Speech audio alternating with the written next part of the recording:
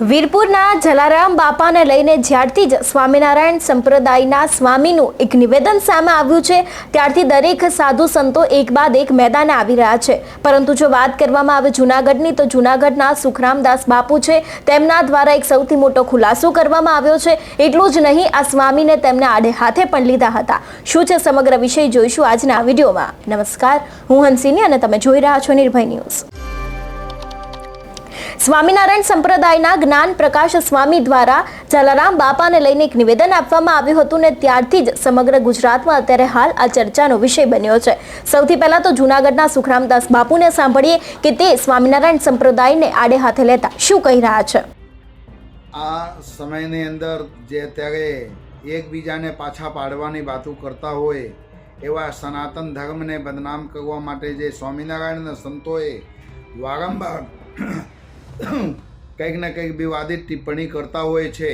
એમાં જલારામ બાપાની પૂજ્ય જલારામ બાપા જે આપણા બધાના આદર્શ એક એવા ઓલિયા પુરુષ કે જે ભગવાનને પણ પામી ગયા છે, એમને ઉપર હમણાં જે જ્ઞાન પ્રકાશ સ્વામીએ ટિપ્પણી કરી છે એ જ્ઞાન પ્રકાશ સ્વામીને પાઠ ભણાવવું જોઈએ અને એમને જલારામ બાપાના ધામમાં જ્યારે વીરપુર જ્યાં છે ત્યાં આવીને એમને મસ્તક નમાવીને માફી માંગવી જોઈએ અને જે જલારામ બાપાના ઇતિહાસ છે એમને આપવું જોઈએ તાકી અધ્યયન કરે, વાંચી શકે અને વાંચીને પછી કથાને અંદર જલારામ બાપાના પ્રચાર પ્રસાર કરે।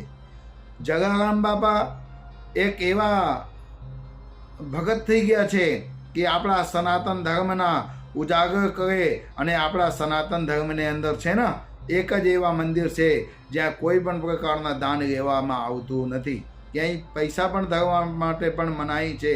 એવા જલારામ બાપાને વિષયમાં કહે છે કે સ્વામીએ આમ કહ્યું ને તેમ કહ્યું, તમે લોકો ક્યાં સુધી જશો એ સમજમાં આવતું નથી। ક્યારે બ્રહ્માજીને વિષયમાં ટિપ્પણી કરો છો, ક્યારે શંકરજીને વિષયમાં ટિપ્પણી કરો છો અને ક્યારે અમારા જે હનુમાનજી છે એમને ઉપર તમે લોકો ટિપ્પણી કરો છો। જાગો હરિભક્તો જાગો, તમને આ લોકો ગેરમાર્ગે દોરી રહ્યા છે। હું મહંત સુખરામદાસ બાપુ આ જ્ઞાન પ્રકાશ સ્વામીના તો વિરોધ કરું જ છું, પણ જે આવા લંપટ ઘણા બધા સ્વામીઓ છે ને એ લોકોના પણ વિરોધ કરી રહ્યા છું। કારણ કે હવે અતની ગત થઈ ગઈ છે। અત્યાર સુધી તક દેવી દેવતાઓના તો આ લોકો પોતાના ચોપડાની અંદર ખરાબ લખેલું છે, પણ જે અમારા ભક્તો થઈ ગયા છે એમને વિષયમાં પણ આ લોકો ખરાબ લખી રહ્યા છે। એટલે હું બખોડી કાઢું છું અને સરકારશ્રીને પણ વિનંતી કરું છું કે આવા સ્વામીઓને કંઈક ને કંઈક તમે એને ઉપર લગામ લગાવો તાકી આ સ્વામિનારાયણના જે લંપટ સાધુઓ છે અનેક પ્રકારની લીલાઓ કરતા હોય, ક્યારેક કંઈક ને કંઈક માધ્યમથી વિવાદમાં આવતા હોય તો આવા લોકોના તમે નિર્વસ્ત્ર કરીને પાટલું પુષ્કળ પહેરાવો, માફ કરી દેવાથી પ્રશ્ન સોલ્વ થઈ જતા નથી।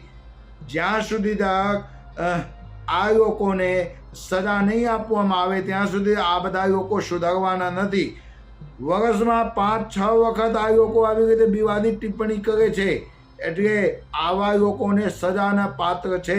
એટલે સરકારશ્રીને પણ વિનંતી કે તમે સરકારશ્રી ને પાસે જાઓ બધા લોકો અને સરકારશ્રીને વિનંતી કરો કે આ લોકોને સજા આપો, કારણ કે આ લોકો સુધારવાના નથી। હું મહંત શ્રી સુખરામદાસ બાપુ સ્વામિનારાયણ સંપ્રદાયના જે મહાપુરુષો છે એ બધાને પણ વિનંતી કરું છું કે તમે શું કામે કંઈક આવું પગલાં નથી લેતા કે આવા જે વિવાદિત ટિપ્પણી કરે એમને તમે કપડાં કાઢીને પાટલું પુષ્કળ પહેરીને ગધેડામાં બેસાડીને ગામમાં ફેરવો। તમે લોકો માફ કરો છો, પહેલે થૂંકો છો પછી ચાટો છો, સમાજમાં ખરાબ મેસેજ જાય છે। એટલે હવે અતની ગત થઈ ગઈ છે, હવે માફ કરવામાં નહીં આવશે। આ જ્ઞાન પ્રકાશ સ્વામીને સજા આપવું જોઈએ અને મને કદાચ સામે મળશે તો હું પોતે પણ એમને કંઈક ને કંઈક સજા આપીશ। જય શ્રી રામ, જય જલારામ બાપા। જે પ્રમાણે અત્યારે હાલ એક બાદ એક સાધુ સંતો મેદાને આવી રહ્યા છે, એટલું જ નહીં, રઘુવંશી સમાજ હોય કે પછી લોહાણા સમાજ હોય, અત્યારે હાલ દરેક સમાજમાં રોષ પણ જોવા મળી રહ્યો છે કે શા માટે થઈને સ્વામિનારાયણ સંપ્રદાયના સાધુઓ હંમેશા અવારનવાર સનાતન ધર્મના જેટલા પણ સંતો હોય છે એ લોકોને ટાર્ગેટ બનાવતા હોય છે. તમારું શું માનવું છે આ વિષયને લઈને અમને કમેન્ટ કરીને ચોક્કસ જણાવજો. તેની સાથે જ મારી ચેનલ નિર્ભય ન્યૂઝને લાઇક, શેર અને સબસ્ક્રાઇબ કરવાનું ભૂલશો નહીં. નમસ્કાર.